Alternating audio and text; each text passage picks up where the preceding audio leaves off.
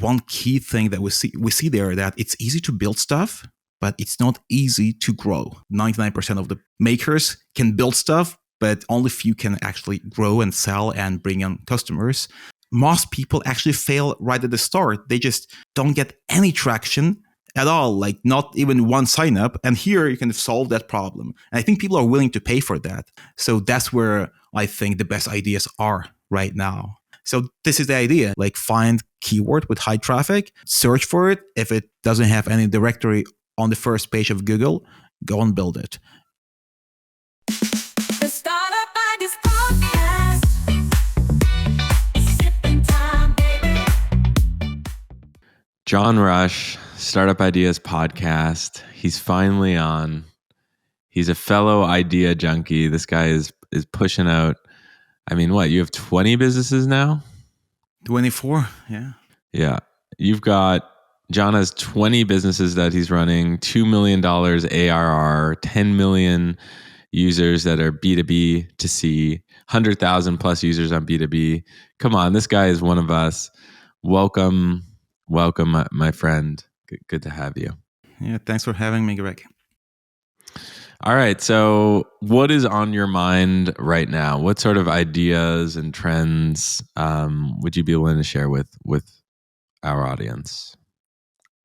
I see two trends now. So one trend is that there are more and more solopreneurs.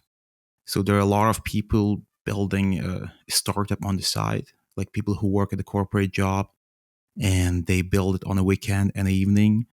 And then there are people moving over to cost-effective countries, saving up some money and spending a year or two building out from there. Like it's called Build in Public or Indie Hackers on Twitter.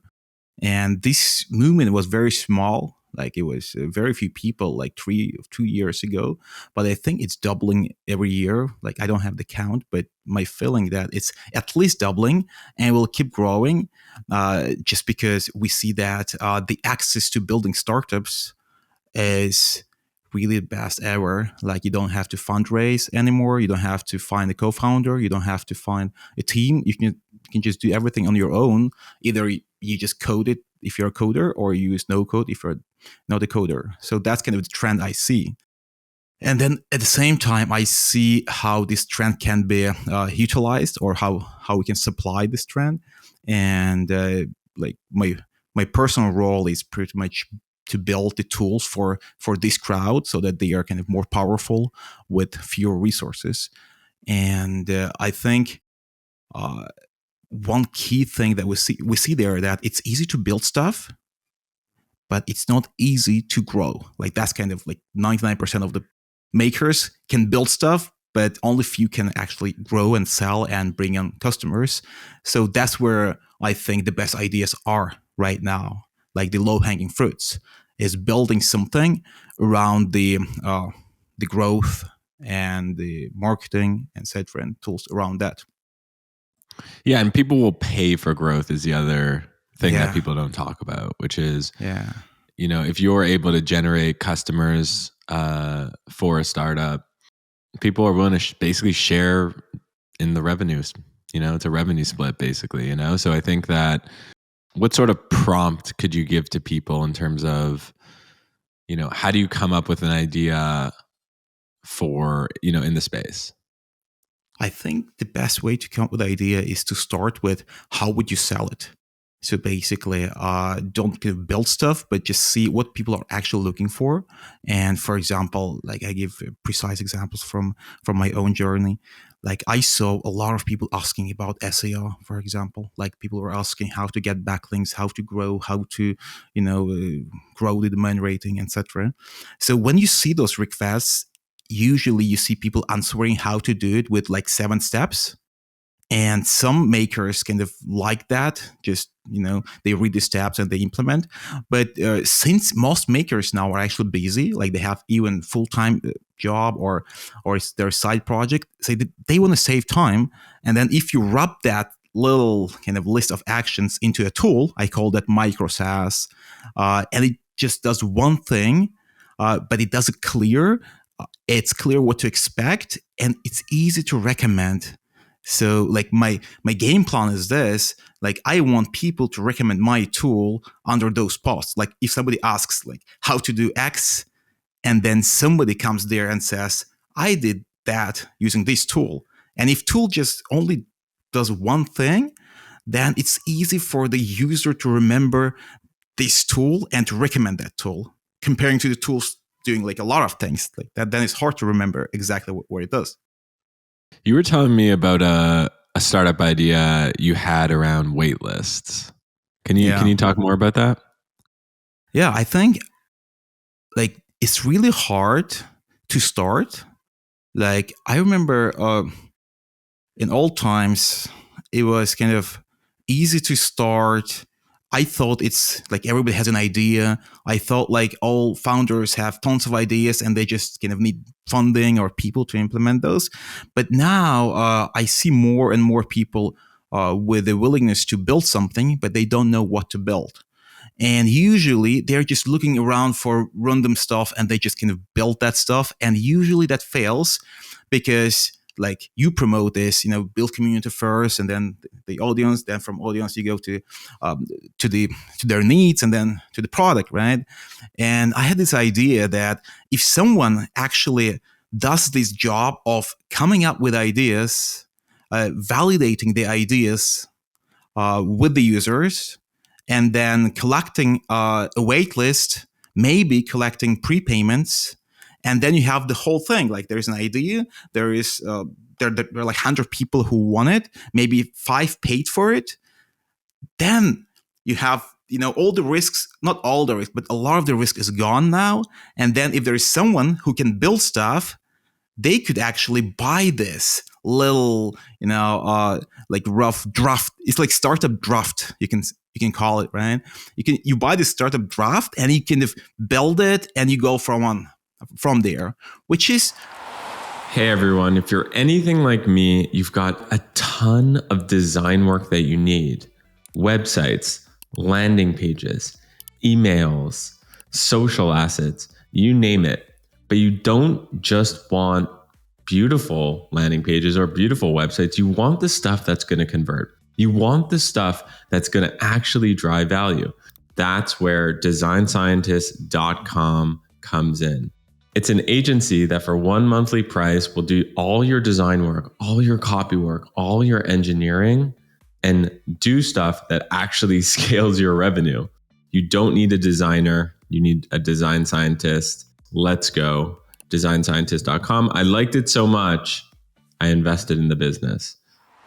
Like I was surprised to see that most people actually fail right at the start. They just don't get any traction at all, like not even one sign up. And here you can solve that problem. And I think people are willing to pay for that. I think people are willing to pay. Like my economics there was that basically people would pay up to $1,000 for that. And if that works and there is some word of mouth, people can pay like 2 or 3 or 5K for that just to save this, first period they could skip.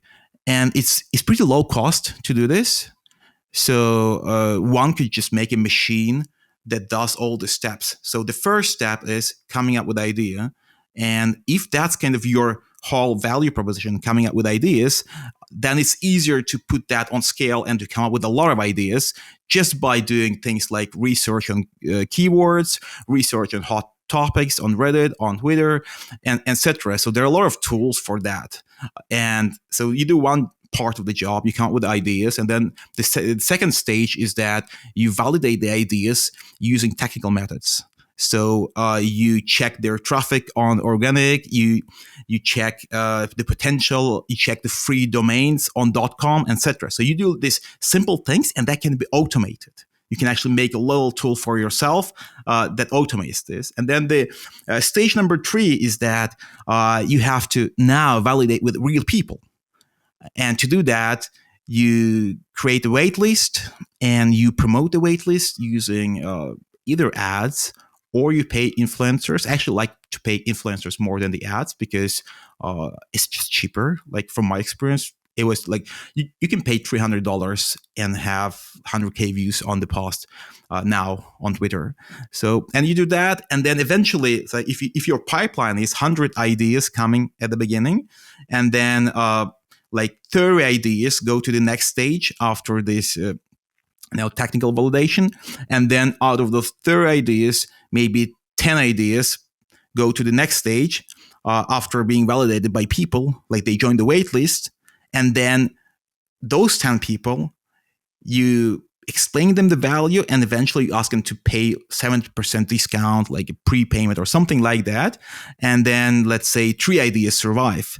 So you have 3 out of 100, and then you have these 3 ideas you can sell basically now with the little audience, with the prepayments, with the idea itself, with the landing page. Let's say you sell it for $3,000 or $2,000, and that's like $6,000.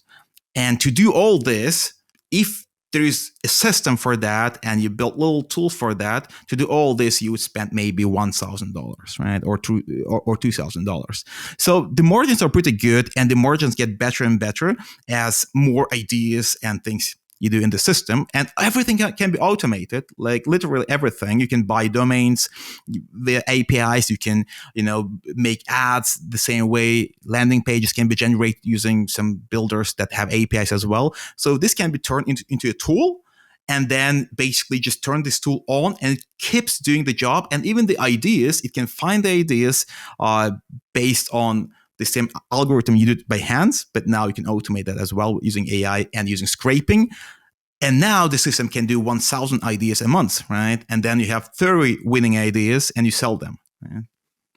Yeah, so this is a really smart idea because no one's doing it, Yeah. No one is doing it. And there, of course there's marketplaces for startups like acquire.com and Flippa, but also there's no marketplace for what you're describing, which is basically what you're describing is let us do all the work for validating a startup idea. Let us get you your first 100,000 customers. And then once the uncertainty is taken away, a lot of the uncertainty, we are going to hand that over to you, but you are going to pay us a premium for that. And it's a win-win situation because the person who's inheriting that new product they didn't have to go through all that hassle of going through the idea maze, finding those customers. As you said, finding customers isn't easy. And now all of a sudden they can buy something for cheap, because if they would have went on one of the startup marketplaces or buy a startup, that's established, that's going to be already too expensive. So this is like a cheaper version of that. Yeah, if you go to a startup marketplace and they check the prices there, so you would have no users and no revenue and no validation products for the same price, just because they can build something there. But it's not the part that's important. Like you can build stuff. Like building stuff is easy, right? Like it's the easiest part of the startup. And if there are users, prepayments, and certain validation, then it's at least 10K, right? And that's way too expensive. So you glossed over something that I think is really important that I want to unpack a little bit. So you said you prefer influencers right now over ads, and you're seeing rates like $300 for $100,000 views. Could you walk us through how you think about, like, how do you acquire these, or how do you do these deals with these influencers? How do you reach out to them? What is your process to do this? Yeah, so there are a lot of influencers now, a lot more than there were a year ago. I think AI has helped, and the new Twitter algorithm has helped. So there are a lot of people doing that for a living. And I was looking at that segment 2 years ago as well, and I was checking the prices, and it was at least 1K, and they would guarantee maybe 30,000 views. And then I kept asking the same people price again every few months. And now it's way lower just because there are more people doing the same thing. There's competition, and they drop the prices. So now it's $300. Sometimes it's $100. So I have some deals for $100 just because I buy often. So if somebody sells for $300 and you buy 5 times, they drop the price, right? And in my case, I have a lot of products and I buy very often. I just reach out on Twitter and LinkedIn, just direct messages. Sometimes they reach out to me. It's more often that they reach out to me than I reach out to them. They offer their service. So it's pretty simple to find, but usually they start with really high price. So you would get like, 700 or 800 at the start. And you should just bargain that down to a few hundred. And that usually works. Even if they say no, so that's how it works for me. They say no, but then they come back 4 weeks after because they have this 1 week slot that's not taken, and 200 is better than nothing. So they say, you can take it, right? And if you have enough of influencers in your pipeline, in your list, then there's always a week open for one of them or a few of them. And you buy, and then eventually when you bought 5 or 10 times, you agree on fixed price that's pretty low. And what I do now, I'm doing new things, so I'm experimenting, and it's pretty interesting. So I pay influencers fixed amount every month, and it is similar to partnership like the football stars do with Nike, etc., but on nano scale, right? So, and I pay them fixed money every month, and they know it will be coming in whatever happens, and I commit for 12 months cancellation. So I won't cancel unless I give the notice. So a lot of people like it, and I have certain amount of stuff I can do on their account. Like it can be a post, it can be a part of the listicle, it can be a replay, or etc. And now the price goes very low for me. There is some risk, so they might just lose their engagement and reach, and then I still pay them. But it never really happens. Like I haven't seen influencer like completely going out of the business. Like some changes in the algorithm, and they get back. So, and I actually plan to launch a tool around that, basically to make that kind of the whole, not a marketplace, but a little, like people say on Twitter, I'm reinventing the AdSense. But yeah, AdSense for micro startups. Cool. Yeah, I like that. I think also, like, it sounds like you're doing a very manual process in terms of responding to influencers, reaching out to influencers. There's probably a lot of ways that you can automate a lot of it. And especially with AI, you can just feed a list of, here's my niche, and here's like the 100 influencers, and like hit them up every week with, or every 2 weeks, cold, with an email saying, hey, are you willing to, your price is X, we're willing to pay you half X. Yeah, here's one more idea. There's one more idea. I mean, every idea births another idea is the issue, is my constant issue. Is I'm constantly having, when I come up with an idea, I'm like, oh, that's a good idea, or that's a bad idea, but oh, what if we change this? And oh, that could do this, So that's the idea maze. That's why they call it the maze.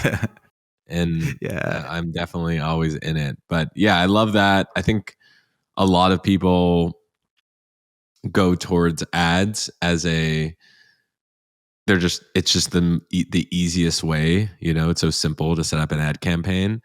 But I do think that the micro influencers, particularly when you're like reaching out to them, there's a lot of alpha there. Not sure how long that alpha is going to last, that arbitrage is going to last, because as more and more marketplaces come up, the prices, I'd imagine, end up becoming more visible. It's kind of like how real estate was. So today in real estate, you have the MLS. So you have basically a database of all the different, at least in North America.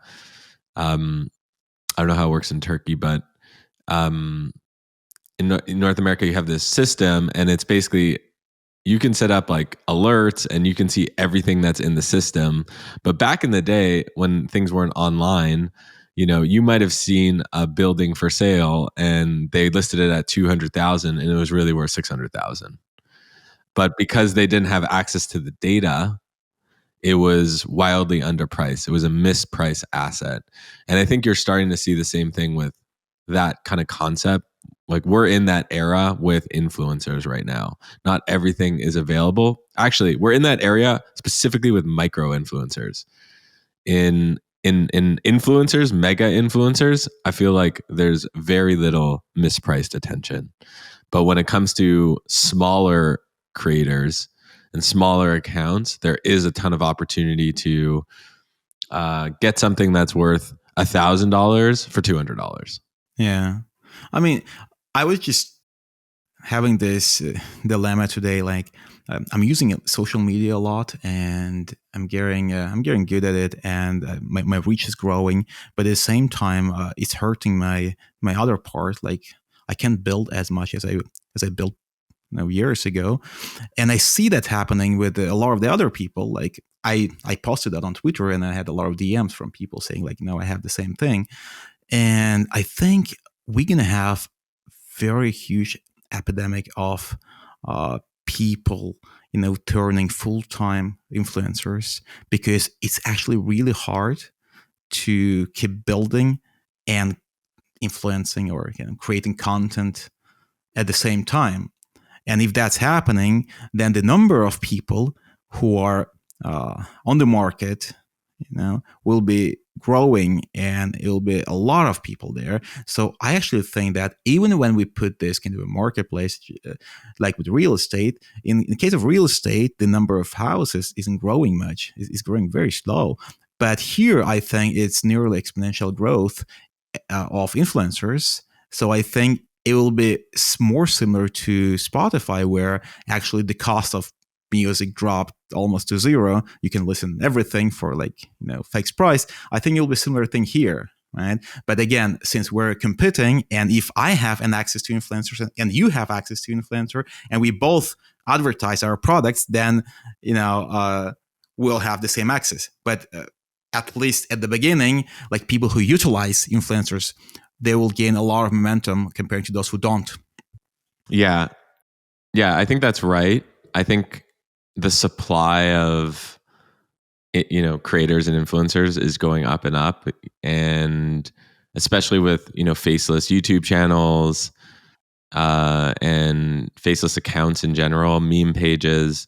If the ability to create content becomes a lot easier, then more content exists, meaning more competition for eyeballs, which means that the monopoly that creators have become smaller and smaller. That's why I think right now is such a beautiful time to be creating products. And I don't know, like I said, I don't know how long this lasts, but it's beautiful because, as you said, number one, it's cheaper than ever to create.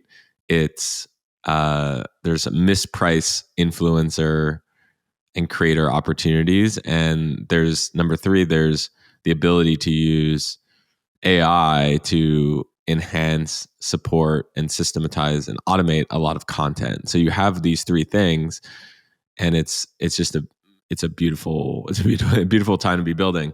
I want to segue to your and talk about ideas around directories, because when I think of directories, to me, you're like the directory king.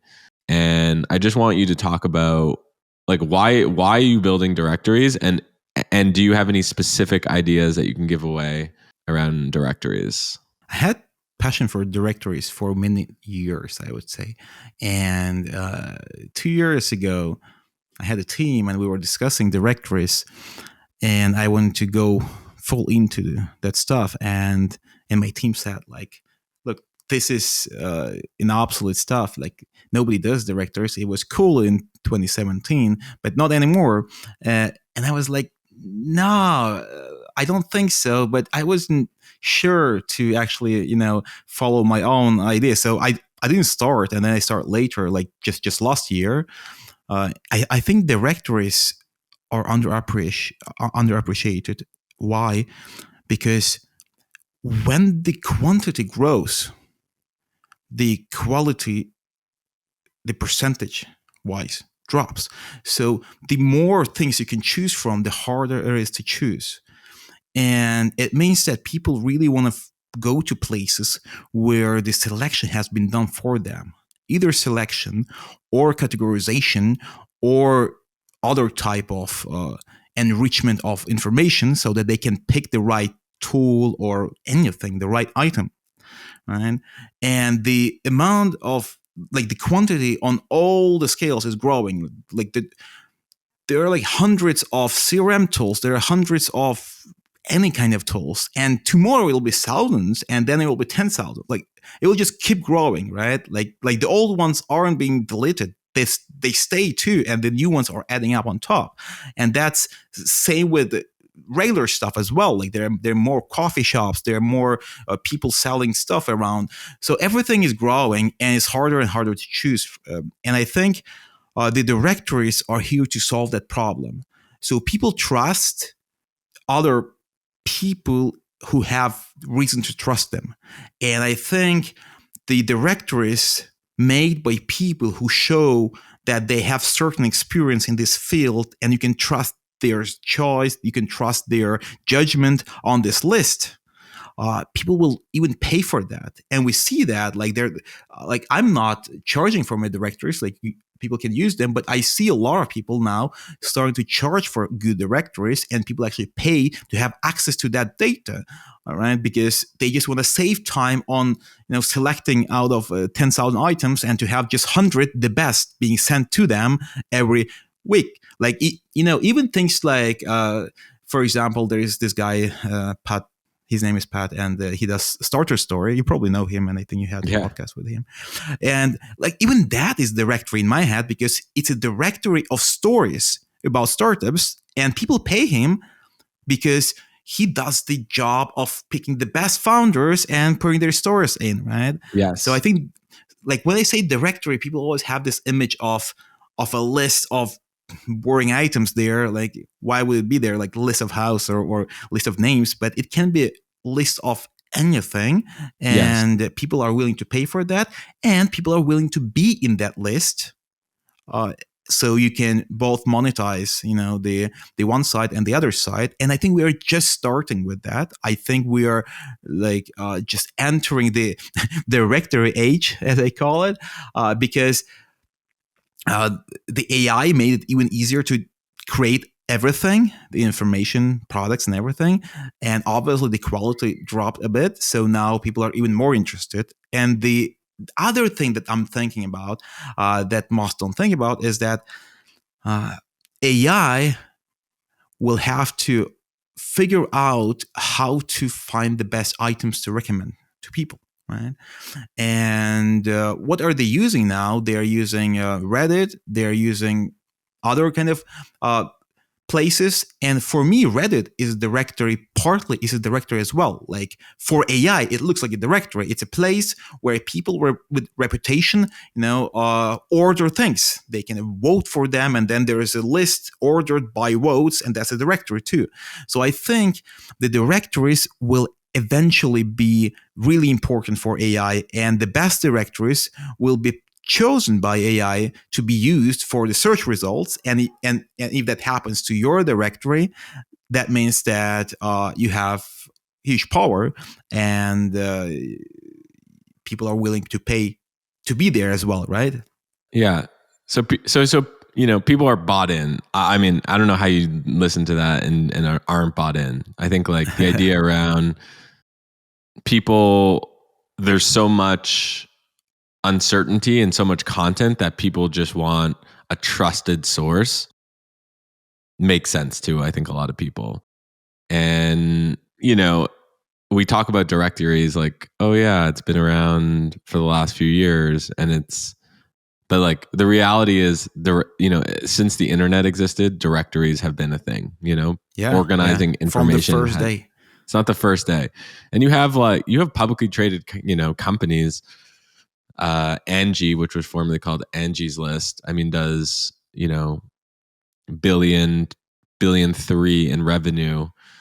So big businesses that basically are just databases of curated, trusted people, and people are willing to pay for it. So that's what I like about directories too. I mean, it's proven, it's trusted. And you said the magic words, which is, it started to get uncool. If something started to get uncool, what does that mean? If you're listening to this, it means if it's uncool, there's arbitrage. There's opportunity to come in and find something that's mispriced and do something. So yes, now we're bought in. What directory ideas do you have for us? There are two types of directory ideas I have in mind and I have in my pipeline. So one is local directories. So basically, there are a lot of directories in English. I would say most of them are in English. And there are very few on local languages. So it's really hard to find directory of SaaS tools made by French people in France, right? For example. So I think moving forward, the quantity will be so large that directories will have to find more filters, because now people don't want to go to a place where they have everything. They rather want to go to a place that has fewer items than too many. So one way to do this is find a directory that's working really well in US, and just find a country where there is no directory like that. And it's easy to find. You just Google. The best thing about directories is that the whole research is in Google. You just search for something, and if you don't see good result on the top, you go for it, right? And so that's how you test it. You find good directories in bigger countries, and you search in the other language, like let's say in French, and if it doesn't exist on top of the Google results, you build it, right? And then of course you have to solve the reputation problem, etc. But usually it is solvable over time. Like if you work on directory, you start learning the topic, you start learning the tools, you start making podcasts with founders of all these tools, for example. There are a lot of easy ways to actually gain reputation within segment. So is the idea there, I'm going to go find validated English directories, and then I'm just going to apply let's say French. I'm going to apply my language, French, to it, and then localize it to, for example, France and Canada and Senegal and French-speaking countries. Is that the idea? Yeah, exactly. Because there are a lot of people who don't speak English in those countries. Actually, most people don't. And people say, those who don't speak English, they are not in tech. It's not true. Totally. A lot of people speak only French or prefer French, and they build within there, and they have large market too. And eventually, at some point, they go international when things go bigger, right? Yeah. I mean, you're talking to a guy. I mean, I'm literally sitting in a place where 94% of the people here where I'm sitting speak French as their first language. So, there are the American POV is always focus on America. It's such a big market, and it's true in a lot of ways. It is such a big market, and it's an amazing market. But that doesn't mean that they're with what's happening around the East to create directories and creating new tools, and like we talked about audiences and stuff like that. Why not just take something that's working and apply it to a local market? I think it makes a lot of sense. And again, this is not something that we're reinventing. Do you remember Rocket Internet? Yeah, exactly. That Rocket was their Internet, living, right?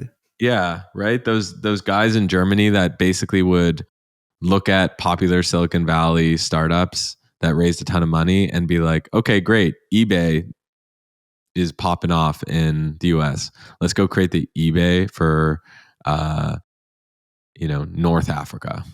Yeah. And it was a brilliant idea. I think their downfall a little bit was that they went public, but the idea of Rocket Internet, not, cash flowing makes a lot of sense. I think like that's a huge idea. So this is a really, John, I hope you know, you're given a really good idea over here.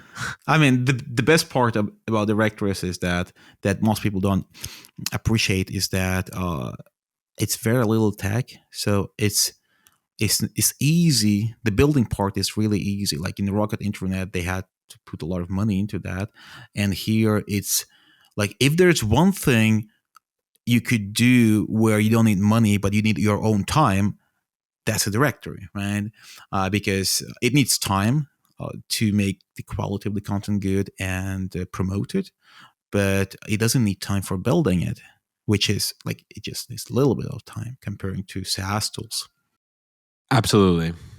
So you were saying before I got really excited about that idea that you had a second idea around directories. What was that? Yeah. So the second idea about directories is that it's not particular directory, it's just the method that I apply myself very often. And it just works. I mean, it works so well that I feel it can't be true that it just works almost every time. Is when you search for a keyword on Google Ad Planner, it's a free tool, like it's ads.keyword planner, something like that. And you search for keywords around random topics, and then you find a keyword that has high traffic, and then you search for that keyword on Google, and only blog posts are shown on the top. That's the idea. Like, you just build a directory around that, and Google really likes directories, and eventually you will get to the top 2. So it's kind of soulless. So you don't pick the idea that you like, but you can actually pick the ideas you like and test them for traffic. But overall, when I do that, I don't use any of my own judgment, because then I tend to pick the idea that's not so good. It has little traffic, but I think it's good. And my intuition never works. And that's the thing. Like, I think with directory ideas, intuition always fails because when you test, it turns out the opposite. So in my directories, all directories I had high hopes for, they failed, and those I didn't have hopes for succeeded. And I think the reason is that if I have high hopes, a lot of people also have high hopes for the same directory, because it's kind of, I'm an average of the society, and whatever I think, most likely a lot of other people think, right? So we can all build the same thing. So this is the idea. Just use technical method, like find keyword with high traffic, search for it. If it doesn't have any directory on the first page of Google, go and build it. And you can do that for 10 ideas. Like, it's cheap, it's fast. You do it for 10 ideas, and then you drop 7 and you push harder on 3. How do you come up with the keywords? Like, how do you know what are the keywords that are highly trafficked? Yeah, so it is. It's boring. I ask ChatGPT. So, what would be an example prompt that you'd use with ChatGPT? I give you the real one. So I want to have directory. So usually I launch directories to help my other SaaS tools to bring traffic. So, and then I had this couple of dev tools, like I have Dev Hunt and Float UI, and I want to drive traffic there. So I want to build a directory for developers. So I just asked ChatGPT. I said, I have this, and I want this audience. Give me 20 ideas. And gave me 20 ideas. And then I just tested all 20, and one was great. Right. So it's it feels like a steal. Like, it feels a bit boring. Like sometimes too easy. But it works. It works. I think a lot of the times founders think that it's things have to be hard. I think things don't have to be hard, but you have to do the right things. But doing the right things is hard, right? So that's kind of the thing. Well, I think what it is great entrepreneurs bet heavily when the odds are stacked in their favor. So what you're doing, the process that you're mentioning is pretty methodical. Like, there's a lot of steps associated with it. So it's less creative in that sense. It's less, I'm taking a blank canvas and I'm drawing something beautiful and putting it out into the world. And it's more like a science experiment. But what it does is when you use things like Google Keyword Planner, is it reduces your risk and allows you to build something when the odds are stacked in your favor. You know that with a certain percent of probability that this is going to hit some level of success. And of course, it's going to be a numbers game. So just like, betting, it's just, you have to, I don't think, and correct me if I'm wrong, I don't think that you're going to hit ChatGPT with our high search terms, directory stuff, and then you pick the first one and it happens to, work. I think this is something that you have to apply a portfolio approach, try multiple of them. But I think the key is you're reducing risk along the way. John, we're gonna end it here because there's just too much. There's too much goodness. I want people to check out John at his X account. He just posts every single day what he's learning in real time, building his 20 businesses. It's at John Rush X, and he's also got a list of all his many projects. johnrush.me. Check it out, and it's inspiring because I think the model that you're applying is really the future of building startups. So thank you for sharing it with us. Yeah, thanks for having me here. Of course. Later. Thanks, everyone.